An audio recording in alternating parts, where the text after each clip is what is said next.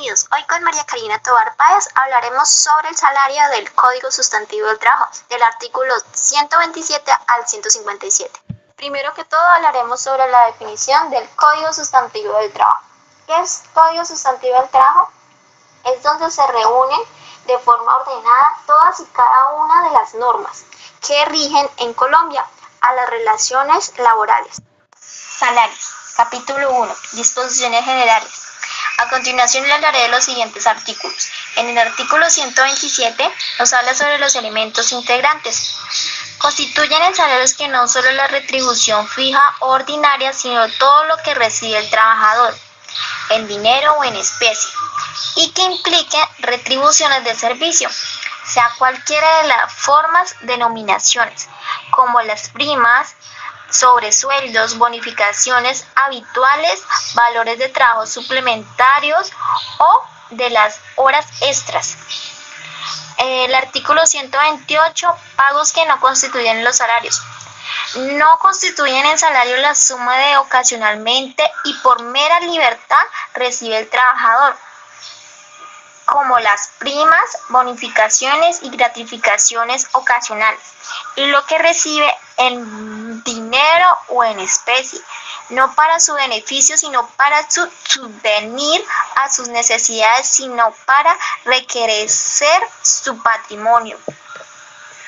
En el artículo 129 nos habla sobre los salarios en especie. Los salarios en especie nos habla sobre la alimentación, habitación o vestuario que el patrón suministra al trabajador o a su familia como parte de retribución ordinaria de servicio. El artículo 130, los viáticos. Los viáticos constituyen el salario en aquella parte destinada a proporcionar al trabajador manutención y alojamiento, pero no solo en lo que solo tenga por finalidad proporcionar los medios de transporte o los gastos de representación. En el artículo 131 nos habla sobre las propinas. Las propinas que reciba el trabajador no constituyen al salario. No pueden adaptarse como retribuciones de servicio prestadas por el trabajador, lo que éste reciba por propinas. En el artículo 132, formas y libertad de estipulación. El patrono y el trabajador pueden convenir libremente el salario en sus diversas modalidades, como por unidad de tiempo, por obra, por tarea, etc., pero siempre respetando el salario mínimo legal o el fijado en los pactos convencionales colectivas. En el artículo 133 nos habla sobre la jornal y sueldo. Se denomina jornal el salario estipulado por días y el sueldo el estipulado por periodos mayores. El artículo 134, los periodos de pago. El salario en dinero deben pagarse por periodos iguales y vencidos en moneda legal. El periodo de pago para jornales no puede ser mayor de un mes y para sueldos no mayor de un mes. El pago de trabajador suplementario o de horas extras y el recargo por trabajo nocturno debe efectuarse junto con el salario ordinario del periodo que se ha causado o más tarde con el salario del periodo siguiente. Salarios. Capítulo 1. Disposiciones generales. A continuación le hablaré de los siguientes artículos. En el artículo 127 nos habla sobre los elementos integrantes. Constituyen en salarios que no solo la retribución fija o ordinaria, sino todo lo que recibe el trabajador, en dinero o en especie, y que impliquen retribuciones de servicio, sea cualquiera de las formas, denominaciones, como las primas, sobresueldos, bonificaciones habituales, valores de trabajo suplementarios o de las horas extras. El artículo 128, pagos que no constituyen los salarios. No constituyen el salario la suma de ocasionalmente y por mera libertad recibe el trabajador, como las primas, bonificaciones y gratificaciones ocasionales, y lo que recibe en dinero o en especie, no para su beneficio, sino para subvenir a sus necesidades, sino para enriquecer su patrimonio. En el artículo 129 nos habla sobre los salarios en especie. Bueno, los salarios en especie nos habla sobre la alimentación, habitación o vestuario que el patrón suministra al trabajador o a su familia como parte de retribución ordinaria de servicio. El artículo 130, los viáticos. Los viáticos constituyen el salario en aquella parte destinada a proporcionar al trabajador manutención y alojamiento, pero no solo en lo que solo tenga por finalidad proporcionar los medios de transporte o los gastos de representación. En el artículo 131 nos habla sobre las propinas. Las propinas que reciba el trabajador no constituyen al salario. No pueden adaptarse como retribuciones de servicio prestadas por el trabajador, lo que éste reciba por propinas. En el artículo 132, formas y libertad de estipulación. El patrono y el trabajador pueden convenir libremente el salario en sus diversas modalidades, como por unidad de tiempo, por obra, por tarea, etc., pero siempre respetando el salario mínimo legal o el fijado en los pactos convencionales colectivas. En el artículo 133 nos habla sobre la jornal y sueldo. Se denomina jornal el salario estipulado por días y el sueldo el estipulado por periodos mayores. El artículo 134, los periodos de pago. El salario en dinero deben pagarse por periodos iguales y vencidos en moneda legal. El periodo de pago para jornales no puede ser mayor de un mes y para sueldos no mayor de un mes. El pago de trabajador suplementario o de horas extras y el recargo por trabajo nocturno debe efectuarse junto con el salario ordinario del periodo que se ha causado o más tarde con el salario del periodo siguiente.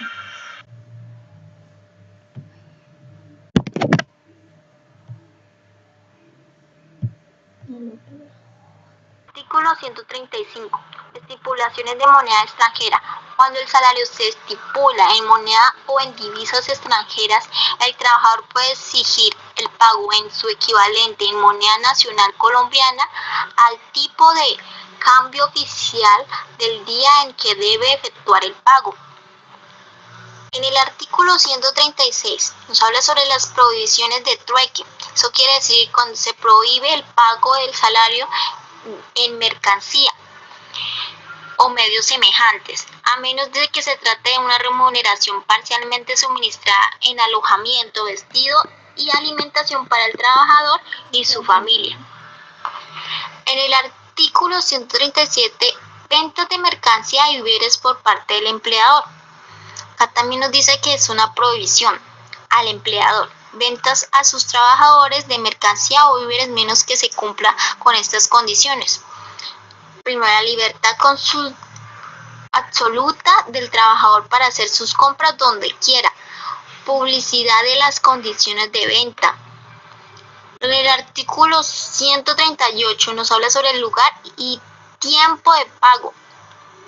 Acá nos dice que el salvo convenio por escrito. El pago debe efectuarse en el lugar donde el trabajador preste sus servicios durante el trabajo bajo o inmediatamente después de que éste cese. Nos hablas también sobre que hay una provisión.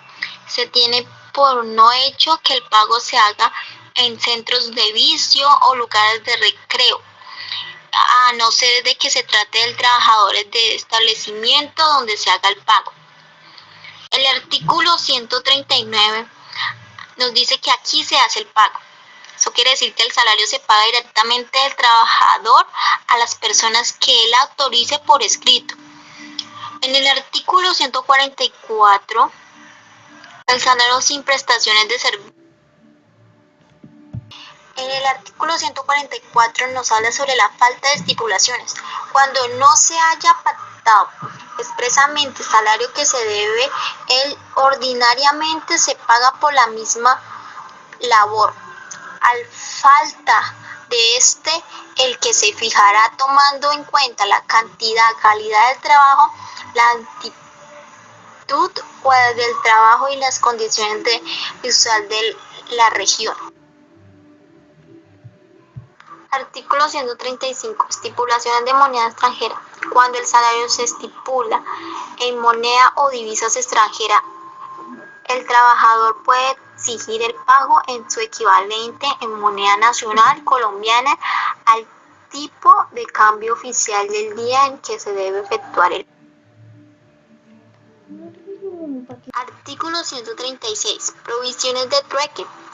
Nos dice que se prohíbe el pago del salario en mercancía, fichas o otros medios de semejantes, a menos de que se trate de una remuneración parcialmente suministrada en alojamiento, vestido y alimentación para el trabajador y su familia.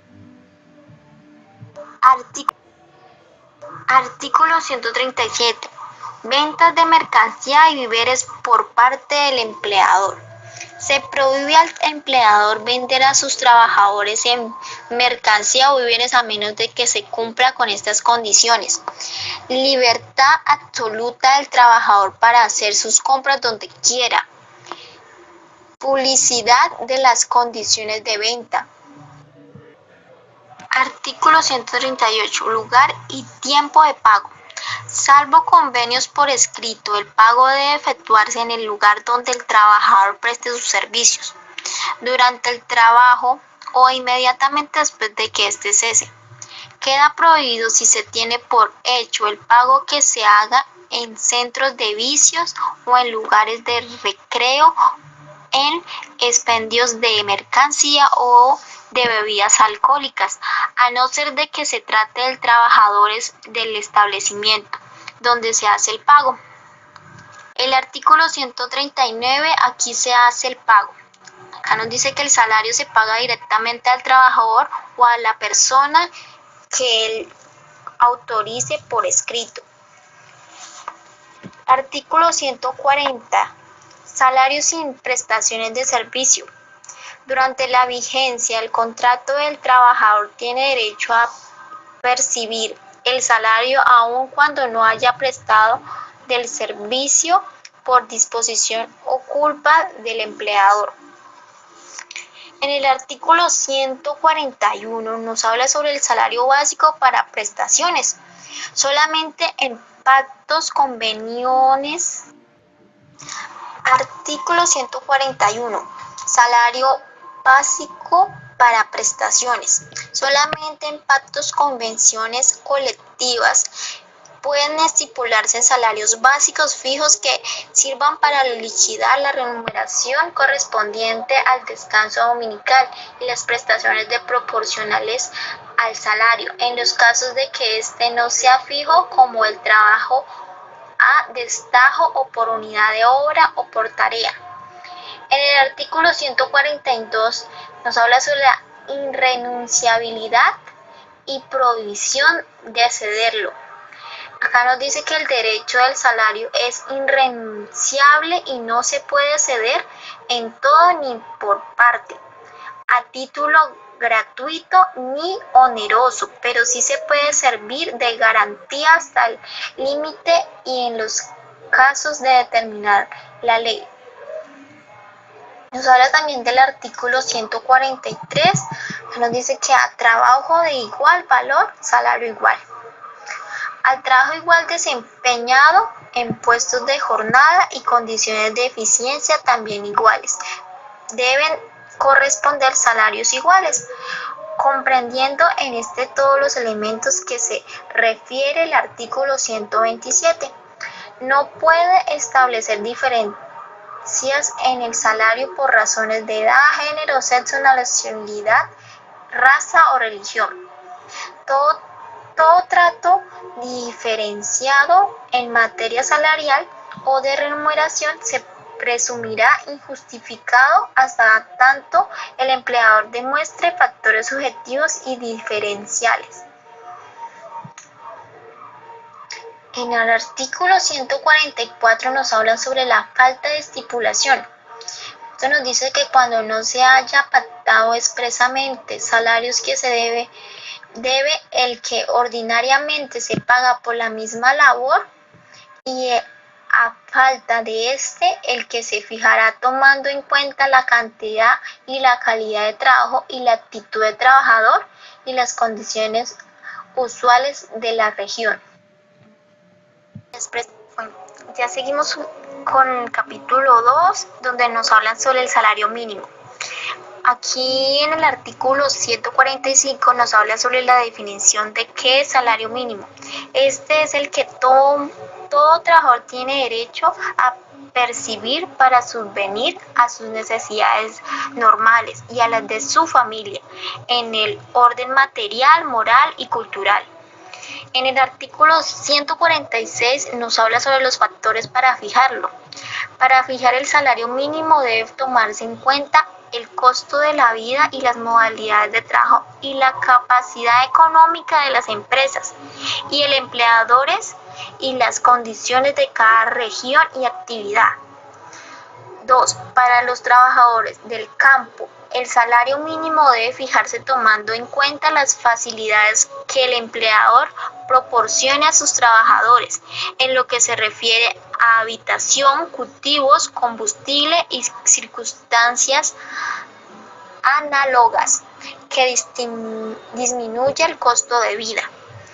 3. Las circunstancias que algunos de los empleadores pueden estar obligadas a suministrar a sus trabajadores, alimentación, alojamiento, también debe tomarse en cuenta para fijarse el salario mínimo. Ya en el artículo 147 nos habla sobre los procedimientos de fijación. Acá nos dice que el salario mínimo puede fijarse en pactos, convención colectiva o en fallos arbitrarios. Según el gobierno, por medio de decretos que regirán por término en que ellos se indiquen, pueden fijar salario mínimo en carácter general para cualquier región o actividad profesional, industrial, comercial o ganadera, agrícola o forestal en una región determinada, después de oír comisiones paritarias de patronos y trabajadores. Acá también nos habla sobre el artículo 148, efectos jurídicos. La fijación de salario mínimo modifica automáticamente los contratos de trabajo en que se haya estipulado un salario fijerio. Capítulo 3. Retenciones, deducciones y compensaciones del salario. Acá nos está el artículo 149 que nos dice que son descuentos prohibidos. El empleador no puede deducir, retener o compensar suma alguna del salario, ni ordenar suscrita por trabajador para cada caso o sin mandamiento judicial. Queda especialmente comprendido en que la provisión de los Capítulo 3. Retenciones, deducciones y compensaciones del salario. En el artículo 149 nos dice que son descuentos prohibidos. El empleador no puede deducir, retener o compensar sumas algunas del salario, sin ordenar suscrita por el trabajador para cada caso o sin mandamiento judicial. Quedan especialmente comprendidos en esta prohibición los descuentos o compensaciones por concepto de uso o arrendamiento de locales, herramientas o útiles de trabajo. Tampoco se puede efectuar la retención o deducción sin mandamiento judicial, aunque existan órdenes escritas del trabajador. Cuando quiera que se efectúe el salario mínimo legal o compensacional por parte del salario declarada inembargable por la ley, o en cuanto el total de la deuda supere el monto del salario del trabajador en 3. Capítulo 3. Nos vamos a hablar sobre las retenciones, deducciones y compensaciones del salario. En el artículo 149 nos habla sobre los descuentos prohibidos. Acá nos dice que el empleador no puede deducir, retener o compensar sumas algunas del salario sin ordenar suscrita por el trabajador para cada caso o sin mandamiento judicial. Quedan especialmente comprendidos estas provisiones los de descuentos o compensaciones por concepto de uso o arrendamiento de locales, herramientas o útiles de trabajo, deudas del trabajador para con el empleador, sus socios, sus parientes o sus representantes, indemnización por daños ocasionados a los locales, máquinas, materiales, primas o productos elaborados, o pérdidas o averías de elementos de trabajo, avances o anticipos de salarios, entrega de mercancía, provisiones de alimentos y precios de alojamiento. Artículo 151. Los inspectores de trabajo pueden autorizar por escrito a solicitud conjunta del empleador y del trabajador, y previa calificación de cada caso, préstamo, anticipo, deducción, retenciones o compensaciones de salario, aunque hayan de afectarse el salario mínimo o la parte embargable o algún total de deuda superar el monto de salario en 3 meses en la misma propiedad, en autorice la operaciones. El funcionamiento debe fijarse las cuotas que puedan ser objeto de deducción o compensación por parte del empleador y el plazo para la amortización gradual de deuda.